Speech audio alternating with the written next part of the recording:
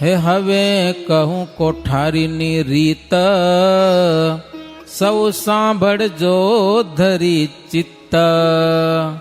આ બે સંતો આવે છે ને એ બે કોઠારી છે પ્રસાદી મંદિરના, મજા ને. મહારાજ કે હવે કોઠારીની રીત કહું છું સાંભળો. હરિભક્ત રસોઈ જે આપે, જોઈએ તે ટલું લેવું માપે.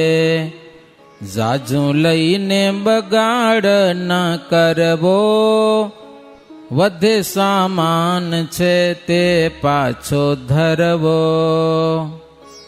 પેલા સીધું લઈ આવતા ને એની વાત છે. હવે તો બધું સમય પ્રમાણે કામ તો કરે, ખપે એટલું સીધું લેવું. હરિભગતને બહુ ખર્ચો આવે એમ કરવું નહીં. અને હરિભગતને પણ સમજવું પડે, સમજ્યા કે નહીં. શક્તિ હોય એ પ્રમાણે સીધું દેવું ભાઈ, સમજ્યા ને. ભાઈ તમે ઘી તો પેલા ભર્યા આવો અને લોટ ભર્યા વાળો પલારવા તો પડે ને શેનાથી. મારી એક જગ્યાએ શું થયું, એ કે ભુજથી સંતો આવે એને રસોઈ દઈ તો કેટલો ખર્ચો થાય. વેલાની વાત છે એટલે 500-1000 રૂપિયા થતો હશે. હવે ઘી હોય 2-3 કિલા ઘી લે, 4-5 કિલા લોટ લે. મારા 3 લાડવા ભરી જાય ઘરે, ઈ કાંઈ નહીં, સમજાય કે નહીં. સંતોને રસોઈ દીધી ને એટલો ખર્ચો થયો કે એમ ના હાલે ને. તમને ખાલી શાક રોટલી ખપશે, કાંઈ નહીં જોઈએ, સમજાય ને. લાડવા અમારી જરૂર નથી બિલકુલ. બોલો, બોલવું ન જોઈએ ને ગામમાં, બોલવું કે સંતો આવ્યા ને રસોઈ દીધી તો આટલો ખર્ચો થયો. લાડવા ભરી ગયા ત્રાસના, એનું શું? ઈ કાંઈ નહીં. એવું બોલવાથી દોષ લાગે હો, એવું બોલવાથી દોષ લાગે. બોલવામાં પણ વિવેક હોવો જોઈએ. તમારી પાસે ખર્ચો કરવાનો ત્રેવડ નથી તો ન લઈ આવજો રસોઈ, સમજાય કે નહીં. પણ બોલવું નહીં કોઈ દી ગામની આગળ, આમ થયું ને તેમ થયું ને. વગર ફગરના આપણે દોષિત ઠરીએ, ગુનેગાર ઠરીએ. તો મહારાજ કે હરિભગતની શ્રદ્ધા પ્રમાણે સીધું લેવું એમ, સમજા ને. એને બહુ ખર્ચો ના આવે, એની પણ શક્તિ જોવી. એમાં વળી મહારાજ કે કોઠારી હોય તેમણે કોઈક સંતો માંદા હોય, ભૂખ્યા હોય, થાક્યા હોય, એની પણ ખબર રાખવી હો. ખાધે પીધે કોઈક માંદા હોય, દાંતમાં મારી કોણે ગાઈ ગયા હોય, ખવાય નહીં, રાબ ખાવી પડે. તે રાબ જમતા લ્યો માણસો, ચાવી ન હગે ને રાબ બનાવતા, રાબ બંધ થઈ ગઈ. લ્યો અમે નાનપણમાં ખાધીએ રાબ, સમજા ને. ઝાડના લોટની થતી છે ને, મજા આવતી. મીઠીમાં ગોળ બોળ નાખ્યો ને એવી મજા આવે. હવે હારી જોવાય નથી જડતી. લ્યો રાબ, રાબ કેને કહેવાય એ ખબર નથી આજે. રાબ જોઈએ, કોઈકને શીરો જોઈએ, માંદા સંતોને, એની વ્યવસ્થા કોણ કરે? કોઠારી હોય એ કરે. એટલે કોઠારી હોય બધા ઉપર સરખો સ્નેહ રાખવો, પક્ષપાત ન કરવો. કંઈક મીઠાઈ બીઠાઈ આવી હોય તો પ્રથમ આચાર્યને દેવી, પછી સદગુરુ સંતોને દેવી, પછી બીજાને દેવી, એમ વિવેક રાખવો. છાની છાની પ્રસાદે ન દેવી કોઈને, લકાઈ લકાઈને, સમજાય કે નહીં. કારણ કે કોઠારીના હાથમાં બધું હોય. હવની હારે હરખો વ્યવહાર કરવો. અને સંતનો મહિમા બધાય સમજો. કોઠારી હોય ને તો એ નાના મોટા સંતોનો મહિમા સમજો. મહારાજ કે સંપ્રદાય છે સંતોથી છે. સંપ્રદાય વૃદ્ધિ પામશે તોય સંતોથી વૃદ્ધિ પામશે. આ સંપ્રદાય એમનેમાં સંપ્રદાય વધશે નહીં, સંતોથી સંપ્રદાય ચાલે છે. હવે સંતને વર્ત્યાની રીત, કહું છું તે સુણો ધરી પ્રીત. બરુ કાગળ દોરો કે સોયા, વસ્તુ જો કાંઈ જોઈતી હોય. કેવો રિવાજ હતો જો તો સાંભળજો, ધ્યાનથી સાંભળજો. મહારાજ કે સંતોને કેવી રીતે વર્તવું એની રીત કહું છું. પેલા ટેબ નતા, સમજ્યા ને. કાગળમાં કંઈક લખવું હોય તો કલમ જોઈએ, શાહી જોઈતી હોય તો કંઈક જોતું તો હોય ને. તો શું કરવું એને? તો ડાયરેક્ટ કોઠારી પાસે ન જાઓ, એના ગુરુ હોય ને એને કહેવું, અથવા તો સદગુરુ કોઈ મોટા સંતો હોય એને કહેવું. ડાયરેક્ટ હરિભગતને તો કેવું જ નહીં. મનાઈ હતી સંતોને. મહારાજ સુરત ગયા હતા ને, એટલે સુરતમાં મહારાજ બધા સંતોને કીધું, હો તમને કાંઈ પણ વસ્તુ જોતી હોય ને તો આનંદ સ્વામીને કહેજો, બીજા કોઈને કહેતા નહીં. કે આનંદાનંદ સ્વામી હતા ને એને ખબર હોય કે સાધુને શું વસ્તુ જોઈ તેને કેને કહેવાય પાછું. બધા હરિભગત કરીને માગવા માંડે, બધા હરિભગત જી જોતું હોય. આમાં શું લખ્યું હોય, કલમ સાઈ કે ઓલે શું દોરો કે સોઈ કે આવું કંઈક જોઈતું હોય ને ડાયરેક્ટ હરિભગતને કહેવાનું, મોટા સંતોને કહેવાનું. મોટા સંતો કોઠારી પાસે જાય, લો ડાયરેક્ટ કોઠારી પાસે જવાનું મને હતી તે દીધો. હવે તો હાલ જાય કે નહીં હવે ભલે. બીજું મહારાજ કે કોઈક નાના સાધુનું કંઈક વસ્તુ ખપતી હોય તો મોટા સામેને ખપેરું એમ કરીને એવું ન કરવું, કે સમજાય કે નહીં, મોટાને ખપેરું એમ કરીને પોતા હારું મગાવે એ બરોબર નહીં, કે એ વિવેક શીખો પાછું. પંગતમાં હંમેશા જમવું જે મળે તે, સ્વાદના લાલચુ સંતોએ થાવું નહીં. પંગતનો સમય હોય ત્યારે ટાઈમ ઉપર પહોંચી જાઓ, વહેલા ન જમવા જવાનું ને પછી જવાનું ને એવું નહીં કરવાનું. મહારાજ કે જુદું રાંધીને પણ જમવું નહીં બીમારી સિવાય. જ્યારે સંત રસાસ્વાદી થાશે ત્યારે જુદા જુદા પડી જાશે. તપ કરવું તે સંત આચાર, તપ કરવા તો જ્યાં ઘર બાર. મહારાજ કે સંત જ્યારે રસાસ્વાદી થશે ને પછી જુદા પડી જશે, રસોડા અલગ થઈ જશે. કારણ કે બધાને હરખું તો ભાવે નહીં, કોકને તીખું ખપે, કોકને મોરું ખપે, બધાને અલગ અલગ ખપે. અને સંત થયા છે એ તપ કરવા માટે થયા છે. ઘર બાર સુકમ છોડ્યા છે તપસ્યા કરવા માટે. વળી સંતે આસનને માટે કોઈ પદાર્થ માટે અકળાઈ જવું નહીં. ક્યારેક મળે ન મળે ઉતાવળા નથી જવું. મોટા સંતો આપે તો લેવું, કદાચ ન આપે તો મનમાં સંતોષ રાખવો. સાચો સંત ક્યારેક કુત્સિત ભાષા ન બોલે, કંઈક વસ્તુ મળી કે ન મળી. અને મોટાની આજ્ઞા વિના ક્યારેક ગામમાં જવું હોય, કામ હોય તો એ સંતોને કહી, હજી અમારે રિવાજ એવો ખરો, જવું હોય ને તો મોટા સંતોને કહેતા જઈ, કાં તો ઓફિસમાં કોઠારમાં કહેતા જાય અહીંયા જઈ રહ્યા, અમે ખબર હોય એને કે આ સમય અહીંયા ગયા છે. એમ હાવ સ્વતંત્ર એની મેળે જાવું એ સારા સાધુનું આજે પણ લક્ષણ નથી.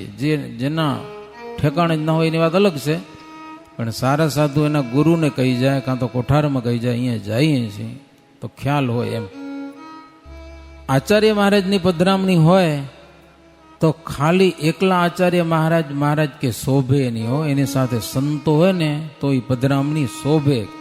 માટે મહારાજ કે સંતોએ આચાર્ય મહારાજ ભેડા જાવું પધરામણી કર્યા વિના. આચાર્ય મહારાજ પધરામણી કરવા જાતા હોય નહીં બહી રહી એમ નહીં, બધા ભેગા જાવું કે વળી વસ્તી વિશે જવું જ્યારે, નીચી દ્રષ્ટિએ ચાલવું ત્યારે, ફાટી દ્રષ્ટિ રાખી જે ફરે, તે તો સંત અસંત માં ઠરે. ઘણા માણસોને મેળાવો થાય. આપણે જો રથયાત્રામાં કેટલા માણસો હતા, તો સંતો નીચું જોઈને હાલવું, આમ જોઈને નહીં. તમારામાં તો કેટલા ગૂગલ પહેરીને આમ ગમે નજરું કરતા ખબર ન પડે ને, ગોગલ્સ કાંચ ઓલા કારા કાંચ પહેરીને કિની હમ જોયું એમ ખબર પડે. જો કે કારા કાંચ સાધુને શોભે પણ નહીં, સમજાય ને, તમને શોભે કે ન શોભે ખબર નથી, સંતોને ન શોભે કાળા કાંચ. નિશ્ચિત દ્રષ્ટિ કરીને હાલવું મહારાજ. કોઈ લોકો સામે નજર કરવી નહીં.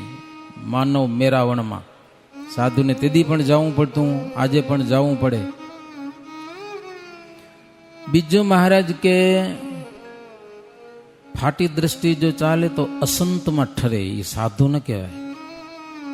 જુવાને સાધુ થઈને ઠઠ્ઠા મસ્કરી કરવી નહીં. મહારાજ કે સાધુનો ધર્મ નથી, એ શોભે જ નહીં બિલકુલ. અથવા એકબીજાનો બાજાબાજી કે ક્રોધ ચડે કે ઝઘડો કે એવું કરવાથી એકબીજાનો ભાર ન રહે. મહારાજ કે એ એકબીજાનો ભાર રાખો.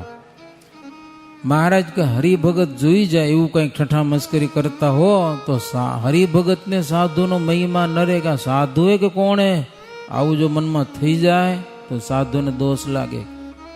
એટલે હરિભગતની દ્રષ્ટિમાં સારી રીતે વર્તવાનું. એમ આમ તો તમને ગ્રસ્તને પણ ઘરમાં તમે ગમે તેમ વર્તો એ ના હાલે, ખબર તમને. છોરા ન હોય તો વાંધો નહીં, પણ ઘરમાં છોરા આવી જાય પછી તમે ગમે તેમ કરો તો તમારું બધું વર્તન છોરા સ્વીકાર લે. હા, એક ગામમાં અમે ગયા હતા, એક છોરો 4 વર્ષનો ગારું બોલતો હતો. મેં એને પકડ્યો, મેં કીધું આટલો પડ્યો ગુડા એટલો ગારું બોલે ક્યાંથી શીખ્યો? તો મારા બાપે શીખવાડી. બોલો તમે ચોખ્ખું મને છોરો કે મેં કીધું એવો કોઈક બાપ ન હોય છોરાને ગારું બોલતા શીખવાડે તો મારી મમ્મીને દરરોજ ગારું દે કે લેવા ચોખ્ખું કહી દીધું એને, એમ ના કે નહીં. પછી તમે સભામાં કીધું જાહેરમાં, તમને 2 જણાને પરસ્પર બાજવાની ઈચ્છા થાય ને છોરાને સ્કૂલમાં મૂકી આવો ને પછી તમારે ગમે તેમ બાજી લેવાનું, પણ છોરા ઘરમાં આવે ને એ શિષ્ટતાથી વર્તવું, સમજાય કે નહીં. છોરામાં ખોટા સંસ્કાર ના આવે. તમારું અવર્તન ઘરમાં ઘરના છોકરા જોઈ જવા જોઈએ નહીં.